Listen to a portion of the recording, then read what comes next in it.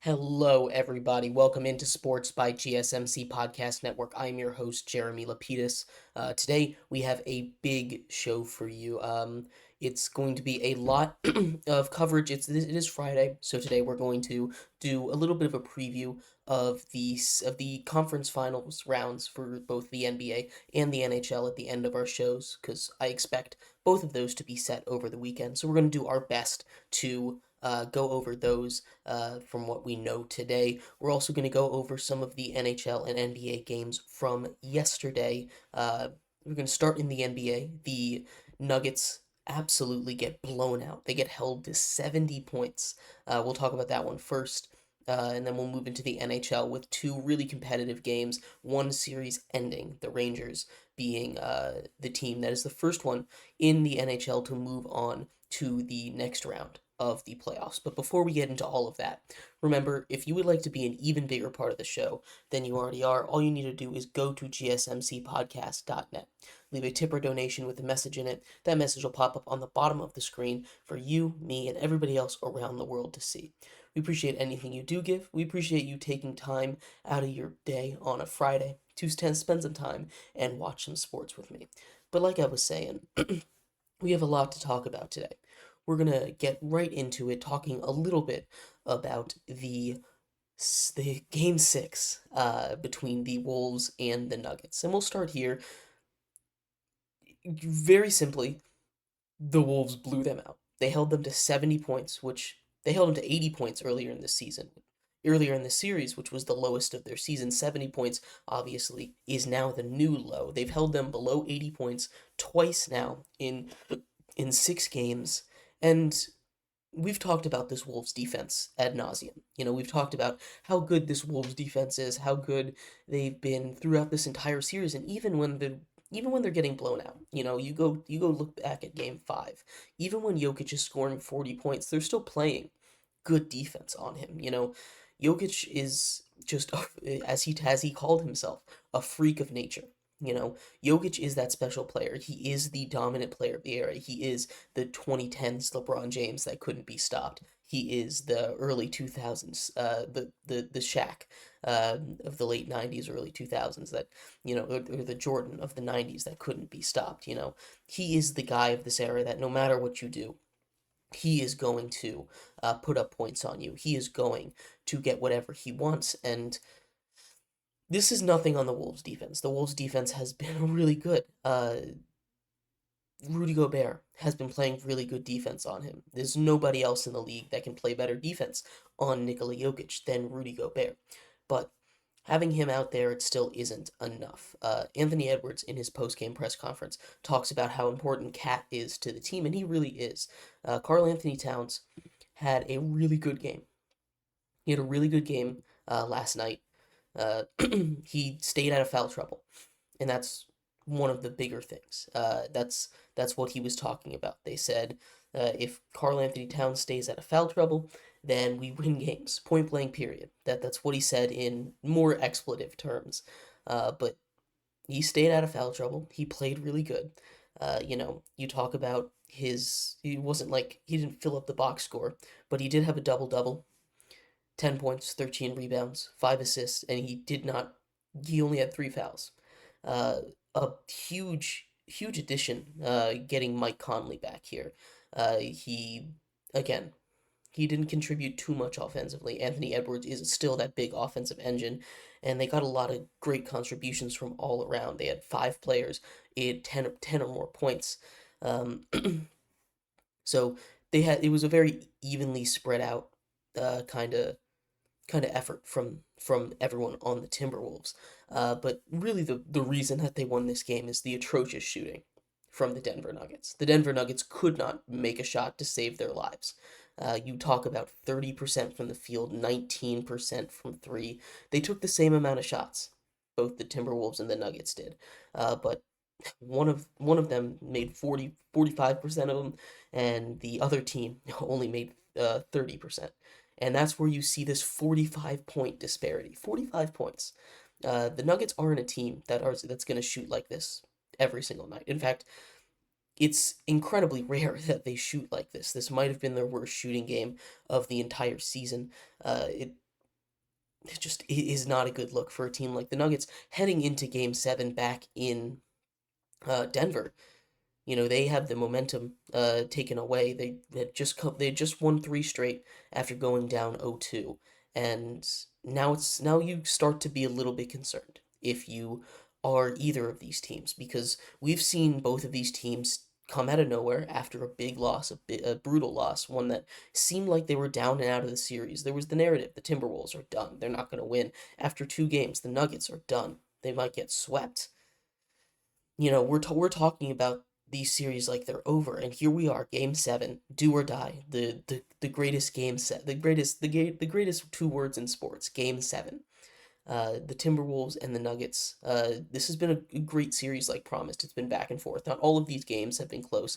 In fact, most of them have been blowouts. The closest one was an 8-point Game 4 that, again, really wasn't that close. The Nuggets had control of that game the whole time. But every other game has been decided by at least, or by basically 20 points or more. So you talk about a series where or I guess there was that. The first game was 7 points, excuse me. But you talk about a series that's kind of been one team is going to run away with it, and starting fast is huge in this series. If you can get the momentum, especially in a do or die Game 7, where both of these teams have shown the ability to go into that high gear and dominate the other team. In this series alone, there hasn't really been one team that's like consistently dominated. Like I said, back and forth, it's been a seesaw. We hit Game 7, and it feels like the series is back at neutral. We are back in Denver, although home court advantage hasn't really been a huge thing in this series. Both teams are 1-2 at home. So we'll have to see exactly how much it's gonna matter. But Game 7 on Sunday will decide who moves on to face the winner of the Mavs or the the Mavs or the Thunder in the next round. Heading into the Western Conference Finals, which we will do a little bit of predictions on in the next in a couple segments from now down the road. But I mean, looking at Game 7, we're going to do a little bit of a preview here. We talk about Jokic being unstoppable. And I think this game is really going to come down to, Jokic is going to do his thing. He's going to be aggressive.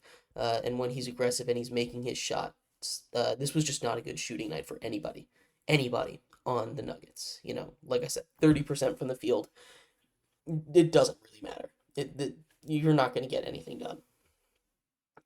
So this is kind of an outlier of a game, I would say. So don't take this one too seriously. Don't take your recency bias and say, oh, it's over again, because really anything can happen. In Game 7 here, I think Denver is just too good of a team. Nikola Jokic is too good of a player to be held down. Rudy Gobert is doing his best. He's doing a relatively good job too. Like I'm not going to sit here and criticize Rudy Gobert for what he's done against an unstoppable player like Nikola Jokic in this playoff series. It's been very impressive to see him step up to the plate and do his best against a guy that just straight up can't be stopped sometimes.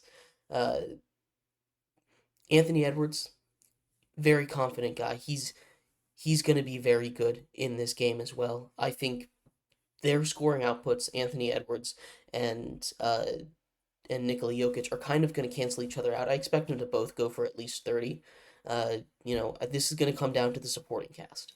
Whether the Wolves' defense can outperform the supporting cast. You know, Jamal Murray is going to play a huge role in this game. We've seen his clutch shots before. He shot 4 of 18 in Game 6. He can't be doing that. You know, that's not something that the Nuggets can live with. They need him to be efficient. They don't need him to score 40 points, but they need him to be efficient and not just chuck up shots, or not just make his shots, really.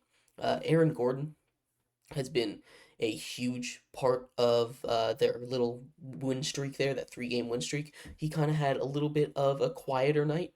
He probably played the most efficient basketball out of everybody on that team. But this is going to be a game where the supporting cast really matters. Cat needs to stay out of foul trouble. He needs to uh, put up some points. It's really what it's going to come down to. Which supporting cast can beat the other supporting cast? Because the star of each of these teams is going to be able to do whatever they want, I believe. Anthony Edwards has been able to get basically whatever he wants all series long. Nikola Jokic has been able to get basically whatever he wants all series long. And I don't expect that to change here in the playoffs, here in Game 7. But overall, I think the Nuggets will take this. Let me know what you guys think here in the comments. And in our next segment, segment 2 here, we're going to cover the NHL games from last night. So we're going to start off with a wild finish. 2 straight games where there's been wild finishes between the Vancouver Canucks and the Edmonton Oilers. We'll break down that game, that whole series, coming up next in segment 2 here on Sports by GSMC Podcast Network.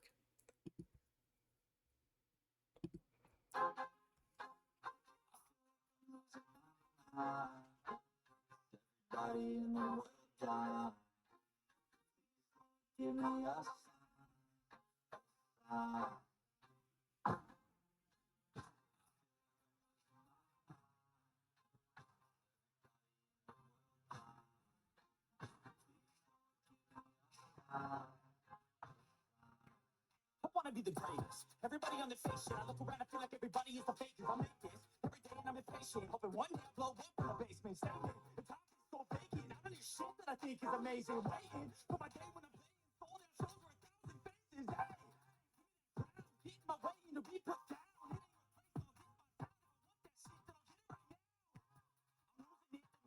I'm losing shit and stupid man. You choose to live and choose to dip. You choose to fight and lose your grip and lose a gift.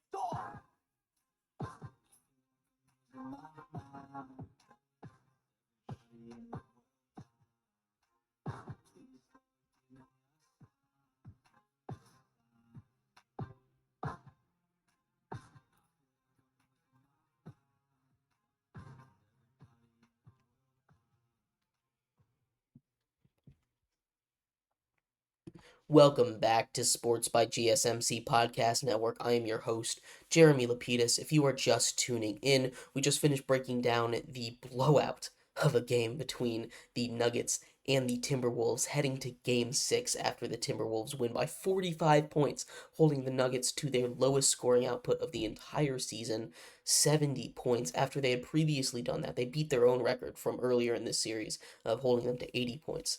We have Game 7, and we will break down the entirety of the the conference championship rounds later on in the show, from predictions, what we can guess as we head into the weekend where these games will all be decided.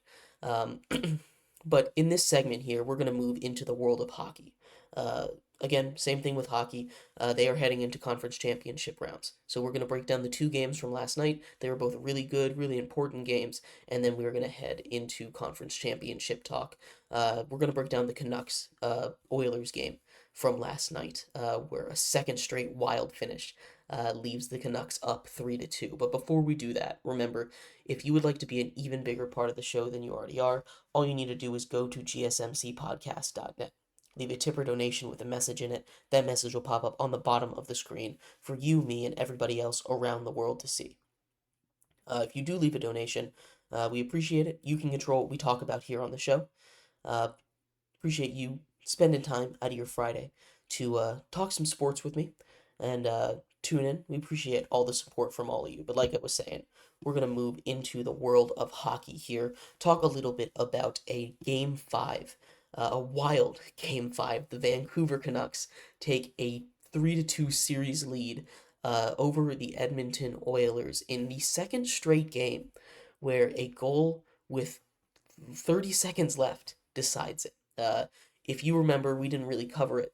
We didn't have time, but in Game 4, uh, Evan Bouchard scores a game-winning goal 60 seconds after empty netter to even up the score from Vancouver off of a face-off from Brock Besser. He hits a slap shot from the point to take the win with 39 seconds left in the game to take game 4 and even up the series. A huge game for the Oilers. 39 seconds left, he does that. And the Canucks, how do you respond to that? That's obviously a backbreaker. You felt like you were going to go to overtime, and then you lose in brutal fashion. Really, you take what what felt like you had all the momentum and immediately gets snatched out of your face, right out of your hands. They responded well. They had a bunch of tip-in goals, some great saves in this game 5 from players. And we'll talk about game 6 between the Rangers and the Hurricanes as well, where there also were some great saves by players, not goalies. But game 5, 30 seconds left, it's a tie game, and in Vancouver returns the favor. They score a goal with 32 seconds left on the clock.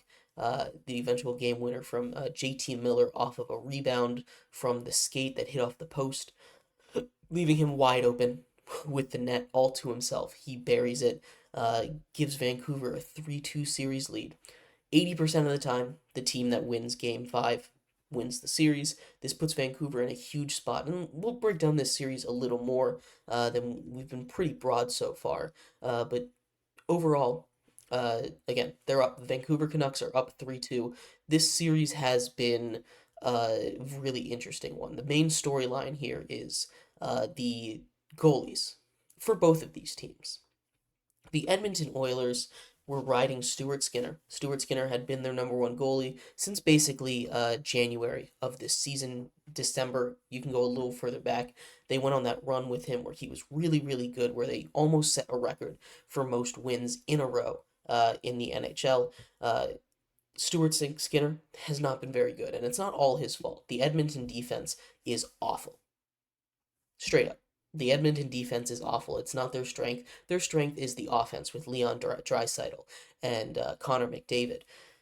But you're going against a team in Vancouver who their strength is their defense. They have the offense to boot. Their strength is their defense, and they're on their third string goalie in Shilos. Shilos spelled Silvos. He's from Latvia. He's a second-year goalie, and he has played incredible this series. You look at some of the numbers he's putting up against one of the best offenses in the entire league. In game 5 here, he has a 913 save percentage facing 23 shots. He's been like huge all series, and you can go back a little bit and see, it hasn't always been this way. The gave up 4 goals, 3 goals, 3 goals. But he's locked in more and more. He's gotten more and more comfortable. You talk about a guy in Shilos here who, like I said, he's a second year guy, and in his career he's only played 4 regular season games ever. He's played double the amount of of postseason games this season than he did in the regular season. And his numbers have been really solid. 271 goals allowed per game, 907 save percentage against one of the best offenses in against the most high powered offense in the league. In Connor McDavid in the Oilers with Connor McDavid and Leon Draisaitl. That's tough competition. He's thrown in the gauntlet, and he's done everything that they've asked for and more. He has won multiple games for them. Without him, if they just put a league average goaltender in there, they have already lost this series. They lose they lose this game, first of all. He made a couple of insane saves today. But they also lose game game 3 without him there. He made a bunch of huge plays down the stretch. Shilos has been awesome. This series is over in 5 without him. And that's really been the biggest story here of this series, heading into a game 6 where the Canucks now have a 3-2 series lead. They didn't have their goalie. But on the other side, Stuart Skinner has been replaced by Pickard.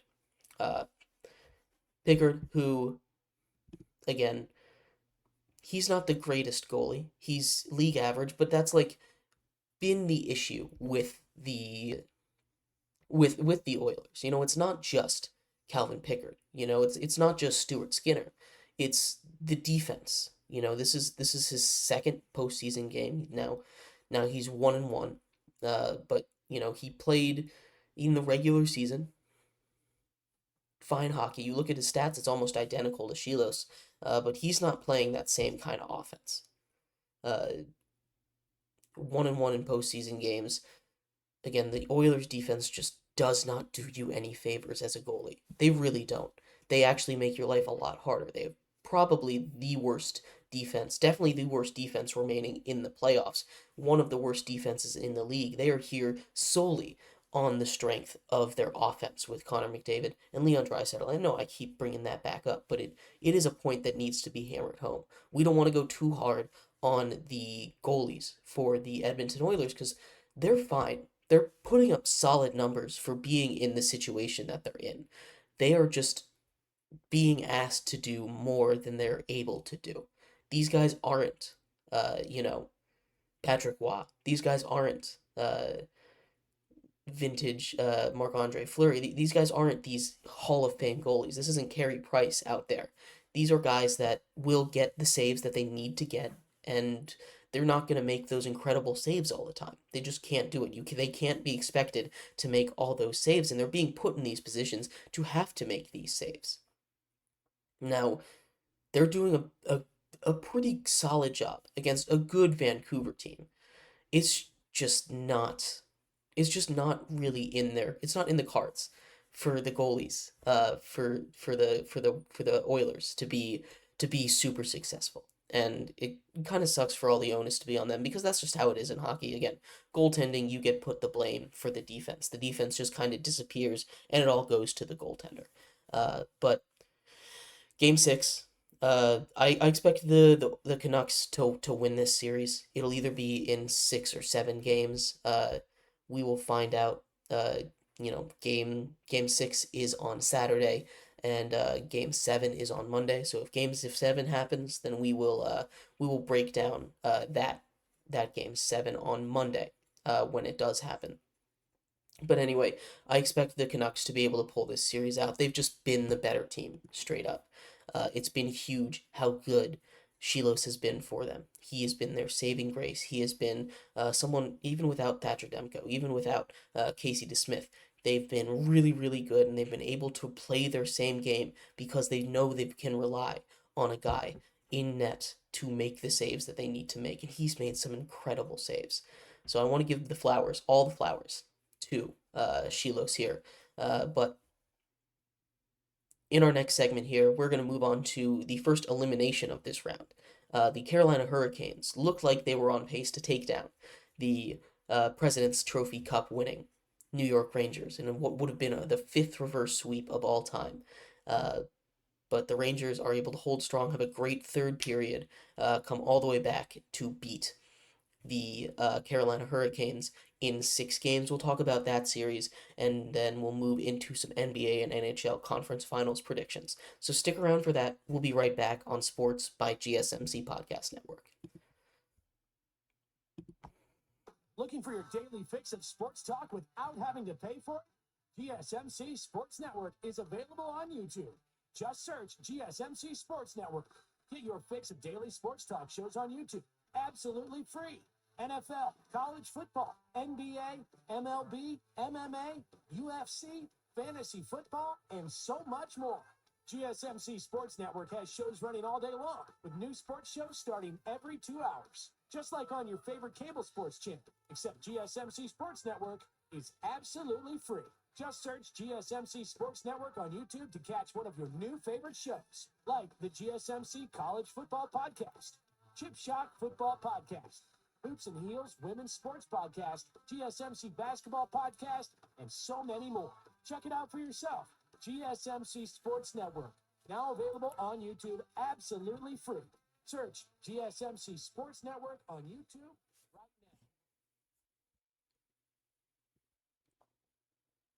now.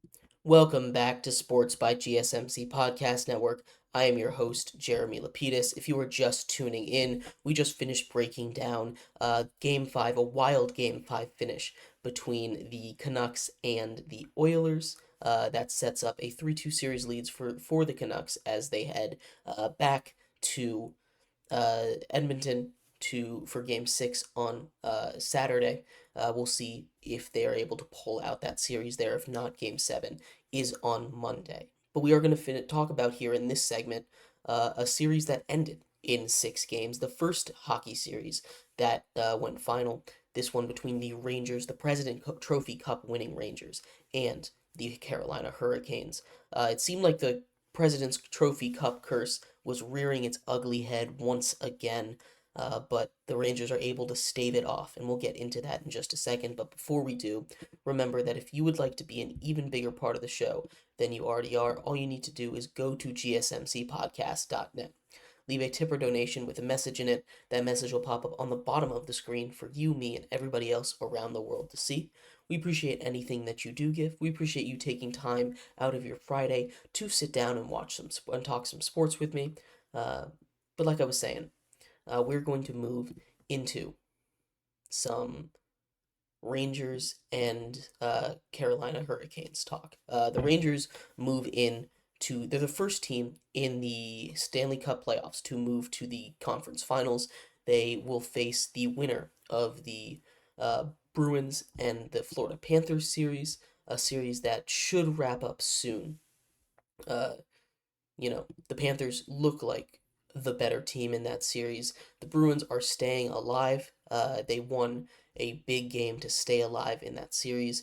Uh, game Game 6 is tonight, so we'll see how that goes. But I expect Florida to win that series, and we'll do a bigger breakdown of that potential matchup here coming up in just a second. In our next couple segments coming up. But the Rangers move on to the Eastern Conference Finals. Again, first team to move on. They won the President's Trophy, and it seemed like the President's Trophy curse. For those who are unaware, the President's Trophy goes to the team that had the best record in the regular season. Rangers had the best record in the regular season. They get the President's Trophy, but there's a little bit of a curse. No team that had the best record in the regular season, the President's Trophy Cup winner, has won the Stanley Cup in 10 years. It's been a long time, and they've all lost in brutal fashion. You think back to last year, the Bruins won it. They had the best record, not just in the league, but of all time. They had the best record of all time in the National Hockey League, and they lose in the first round to the Florida Panthers. Crazy loss, a crazy turn of events for the Boston Bruins, who, like I said, the best regular season team of all time. They lose. Same thing happened to the other best regular season team of all time, the Tampa Bay Lightning, who also lost in the first round to, I believe, the Columbus Blue Jackets back when that happened. But it's been quite some time since the President's Trophy has gone to a team that won the Stanley Cup, and it seemed like it was going to happen again. The Rangers went up 3-0. They hadn't lost a game in the whole playoffs. And then the Hurricanes start to chip back. Hurricanes win Game 4. They win Game 5. They look like they're in position to win Game 6 through 2 periods, and then the Rangers lock in the third. They said, hey, we're not letting this happen. We're not going to be the 5th team in NHL history to be reverse swept. This is not going to happen to us. We are moving on no matter what you say. And a lot of that has to do with the guy in the net, uh, Igor Shestirkin. That's a lot of it has to do with that. He had himself a huge series, a huge game. Igor Shestirkin is one of, if not the best goaltender in all of hockey. He's been competing for that kind of recognition for some time, and he's given up 3 or less goals in 33 of 34 playoff games in a row. The only one that he didn't, he was on a streak. He was about to break a record, but he gave up 4 goals in Game 4, uh, and Game 5. But he keeps his streak alive here. He has 33 saves on 36 shots. the Hurricanes' pressure in this series has been super impressive. I mean, even the games that they were losing at the beginning, there was the double overtime in Game Two that the Rangers were able to pull out, but they were not the better team in that series. The Hurricanes really have looked like the better team all series long, but they just were not able to get the puck past Shestirkin. Shestirkin had himself an incredible series. He really did. He's the only reason why the Rangers honestly didn't lose this series in five. Because if you took the score bug off of it and you just watched the game and saw who looked like they were getting better chances, who looked like they were playing with more energy, more aggression, it was the Carolina Hurricanes. And it really wasn't that close for most of this series. But the Rangers did their thing. They won the games. They got the puck past Anderson, Frederick Anderson, on the other side of the net against really good Carolina Hurricanes team. You'd want to talk about some defense. They have one of the best defensive defenses in the league. Their offense is nothing to uh, scoff at either. You know, Sebastian Aho, Jake Gensel, Evgeny Kuznetsov. These guys are Audrey Shvetsnikov, excuse me, Teravainen. These guys are all really great offensive players, and the defense is nothing is incredible as well. You know, Brian Burns, Tony DeAngelo, Brady Shea. These guys, they're really good. They really are, and they did a really good job of keeping the Rangers. The Rangers scored 4 goals in the third period to win this game. They scored 4 goals. One was an empty net, but they kept crawling back. Chris Kreider had a hat trick in the third period alone. He won this game for them. He was huge comeback by the New York Rangers. Just the Carolina Hurricanes collapsed. They looked like they got comfortable. It looked like they were looking ahead, and they lost that intensity. Because there were some periods. You go to the first period of the first game in this series, and the same thing happened. The Rangers just destroyed them. I believe they also had 3 or 4 goals in that period. And then the same thing happens here in the final period. It kind of bookends. It's a big circle, you know. The Panthers dominate. They're not the Panthers. The Hurricanes dominate in the middle, but the beginning and the end, the Rangers play their best hockey, and that's how you win a series. You don't have to, it doesn't have to be pretty every time. You know, it doesn't have to be a series where, oh, we're the better team, we dominate like they did in the first round. It showed some backbone that they were able to grit out a series like this one against a really tough an opponent that I thought just played straight up played better than them, you know? And that's never an easy thing to do, to be the worst team and still win. And a lot of that goes on the backs of the goaltending for Igor Shestirkin. Shestirkin, again, just played incredible in that series. It's insane to me that they won this series, and if they end up winning the Stanley Cup, he is the reason why he should get the Conn Smythe Trophy. Absolutely. You look at what he's done in this postseason in 10 games. He's had a 2.33 goal allowed per game, 923 save percentage. 923 save percentage. That's that's the one of the best in the entire playoffs. You look at how many shots uh, he was put up. He saved in these games. You know, you're looking at shot attempts. The fewest amount of shots that he saw in a game in this series was 25. He saw 25 twice, or he saw 25 in the first game, where Carolina just kind of wasn't there for a period, and then 57 in a double overtime game where he was immaculate. He saw 47 in game 3, 31 in game 4, 27 in game 5, and 36 in this closeout game of the series. He shuts them down. He shuts down the Carolina Hurricanes when they need to get shut down, and Shosturkin just you can pull up any of these games and watch an elite electric save that he made. The Rangers move on to the Eastern Conference Finals. behind Chris Kreider and Igor Shestirkin. So congrats to them, the first team to punch their ticket to the next round.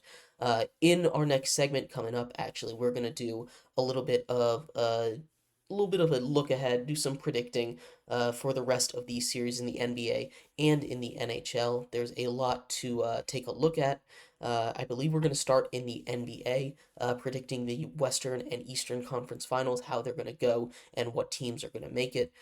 So stick around for that. We'll be right back on Sports by GSMC Podcast Network.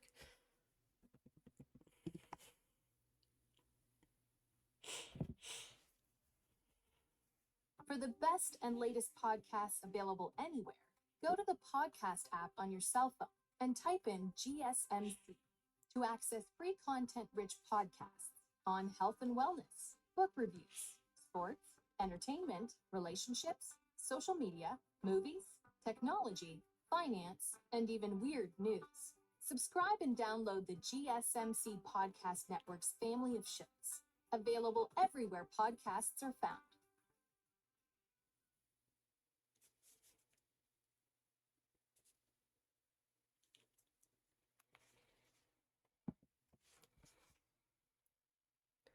Welcome back to Sports by GSMC Podcast Network. I'm your host, Jeremy Lapidus. If you are just tuning in, we just finished breaking down the two NHL playoff games from last night, including Chris Kreider and the Rangers moving on to the Eastern Conference Finals, and a goal with 30 seconds left for the Vancouver Canucks to put them up 3-2 in that series. In this segment here, we're going to do a little bit of forecasting.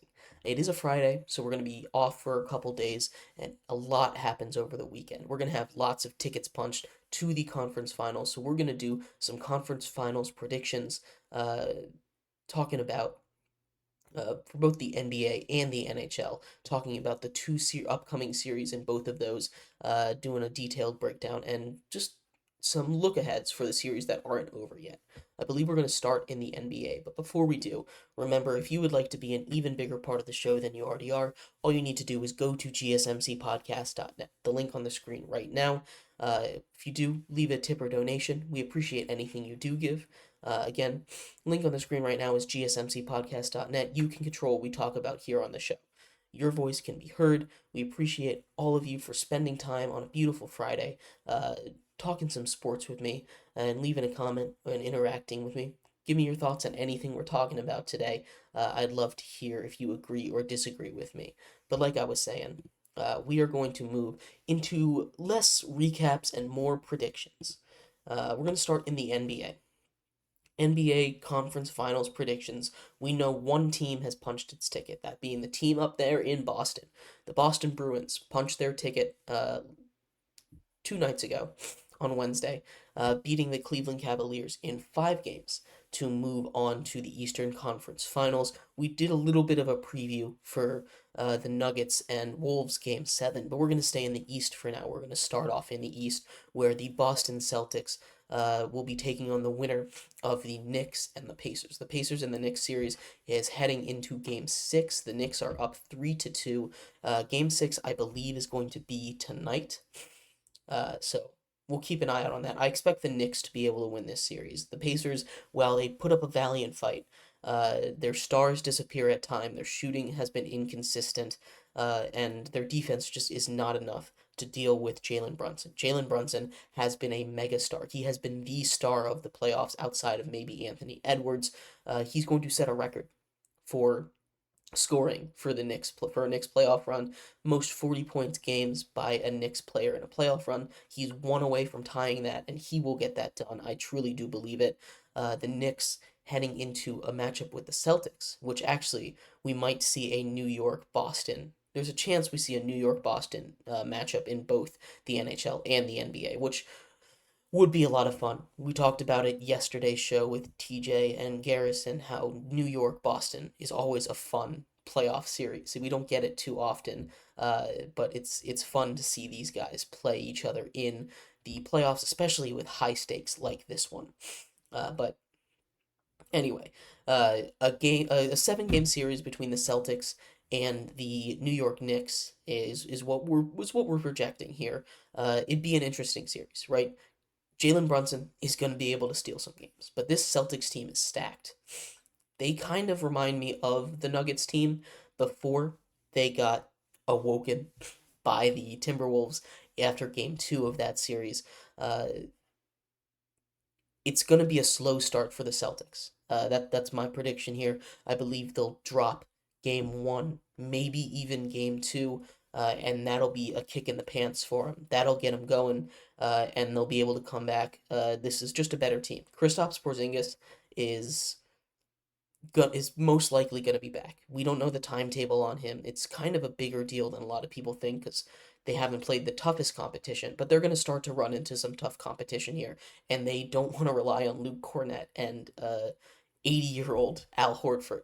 Now, speaking of injuries, the Knicks are the most injured team in the playoffs, and I feel like that's going to catch up to them when, again, they start to play some quality competition. We're going to see them play maybe the most complete team in basketball here in the Boston Celtics in that next round if they do end up advancing.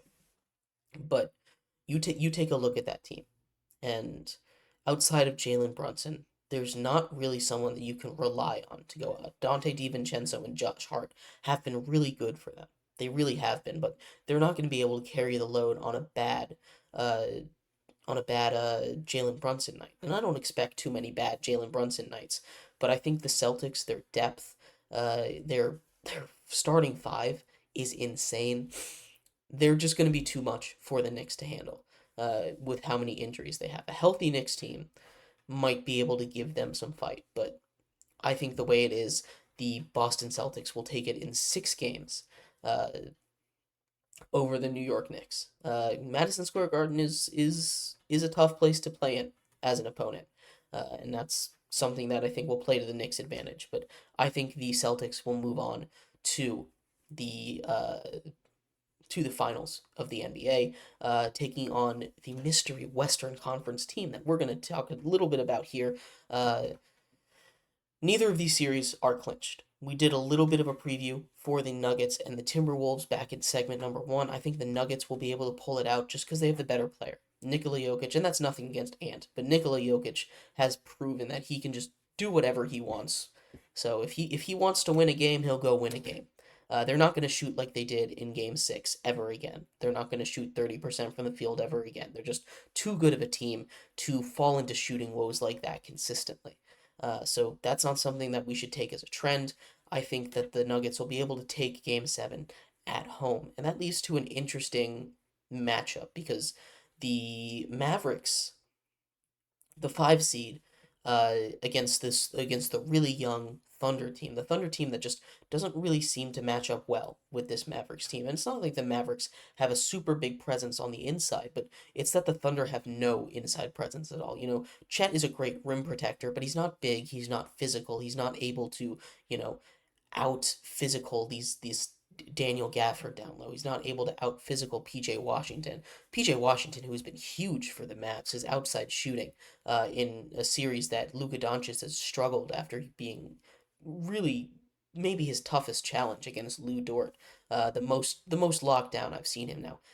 Game 5, he had himself a nice little game. They looked like he figured out Lou Dort a little bit. So I'm gonna go ahead and put the Mavericks through just because 80% of the teams that win Game 5 end up winning the series, and the Thunder, they keep giving Josh Giddey minutes. He doesn't need playoff minutes. Josh Giddey is not a player that's helping you down the stretch here. He's not providing enough, and you have other players on the bench. Wiggins has been huge for them, and Shea obviously is going to do his thing. This series might go 7, but I just don't see them winning this series, unfortunately, even as that 1 seed. So we're looking at a Mavs Nuggets final, and this Nuggets team just feels like a team of destiny as we head into the conference finals. The Nuggets here, again, Nikola Jokic. I don't feel like I need to say a lot more, but Nikola Jokic and versus Luka Doncic should be a lot of fun. This is going to be a series where Luka Doncic isn't going to be hounded by a tough defender like Lou Dort.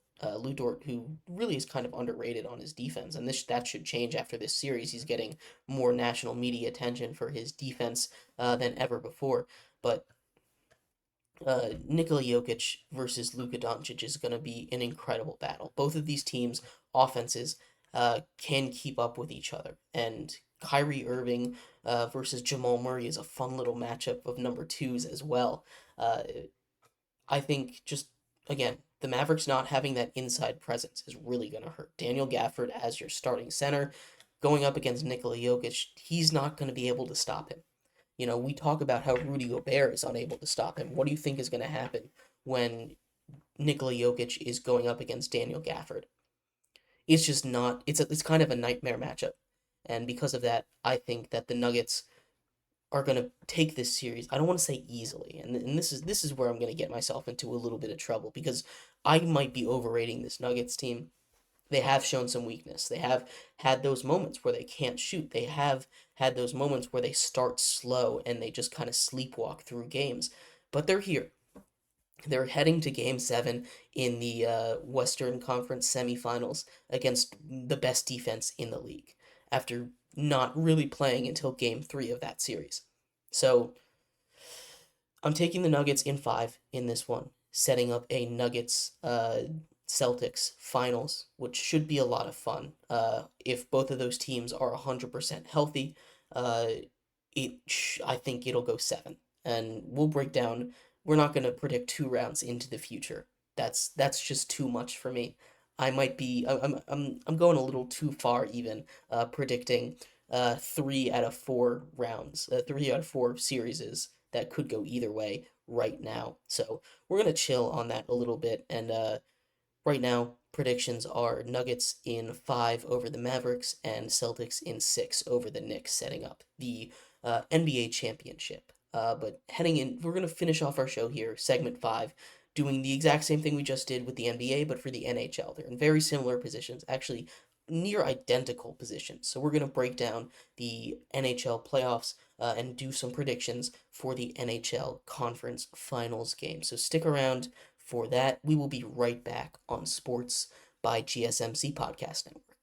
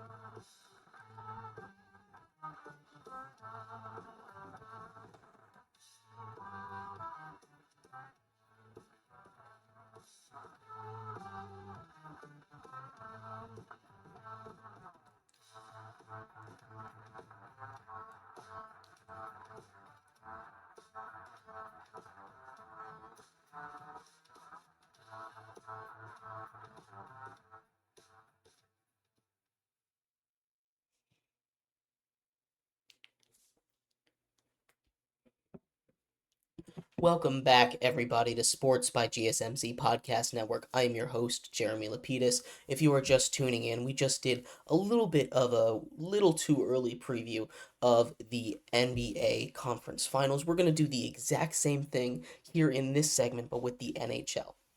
The Stanley Cup Conference Finals. We're going to break them down here in just 1 second. But before we do, remember, if you would like to be an even bigger part of the show than you already are, all you need to do is go to gsmcpodcast.net.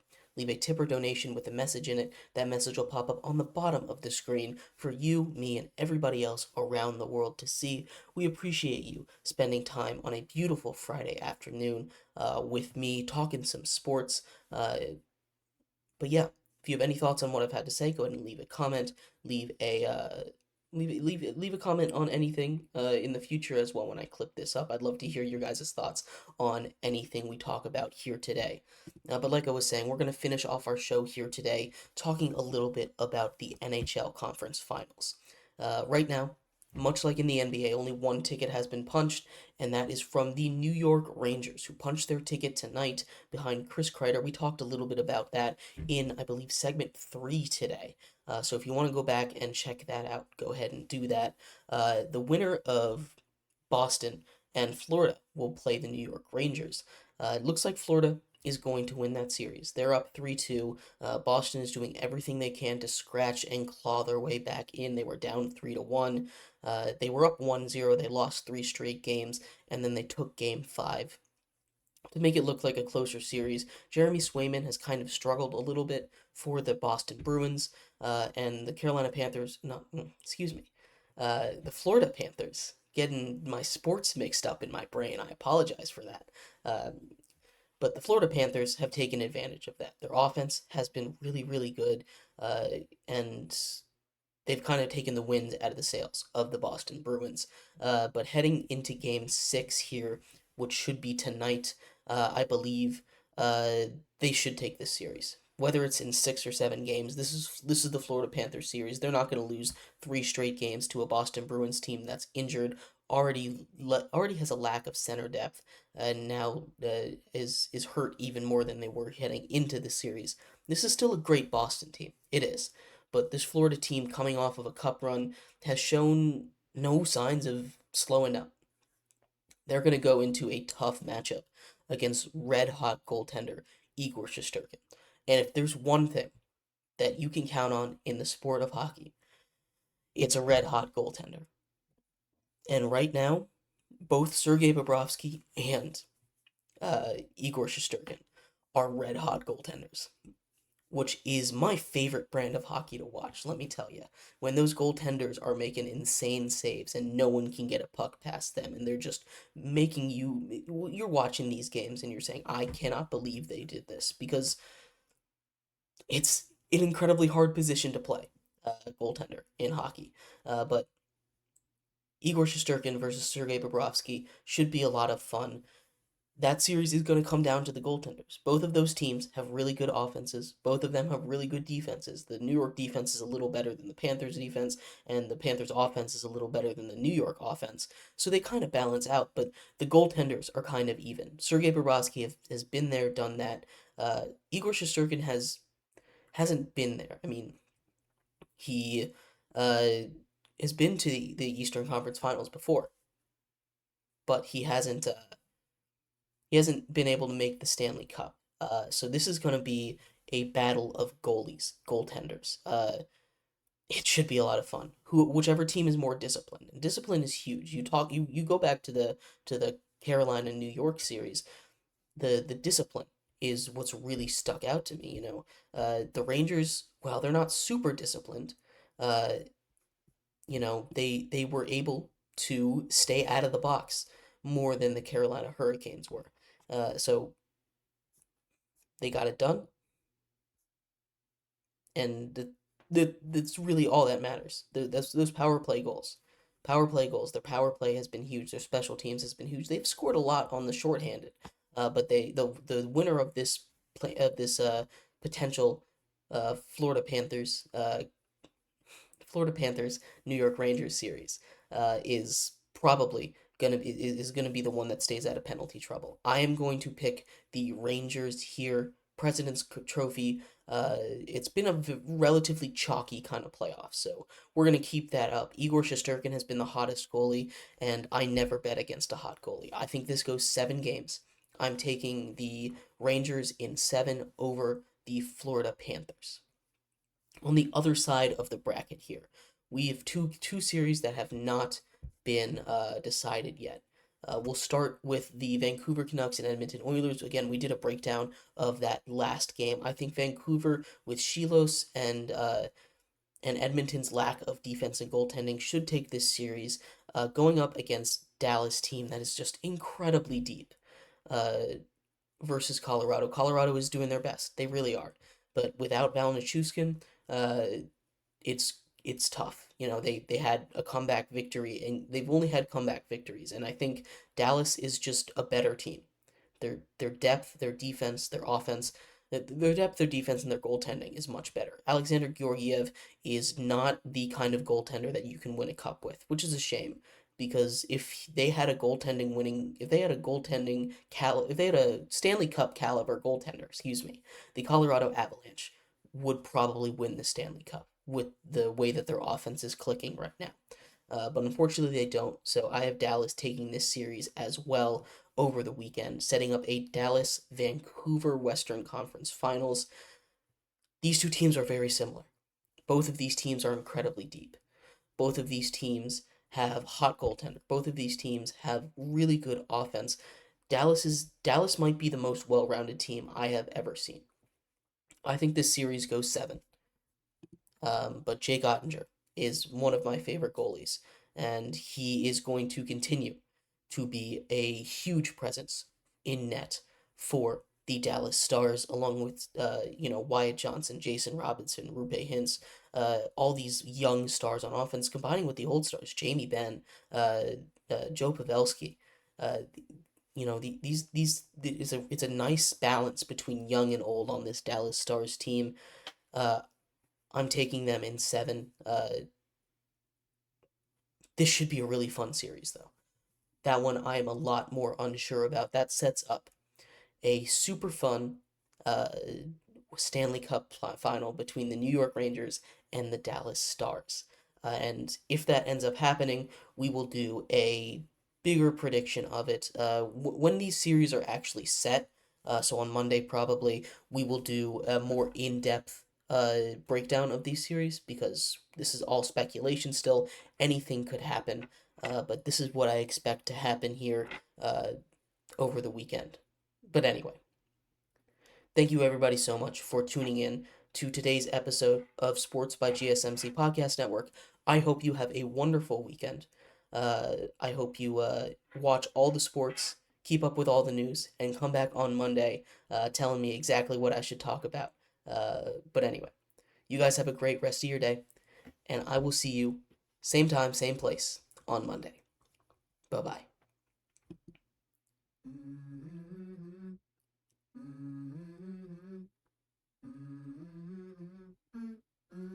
Let's go.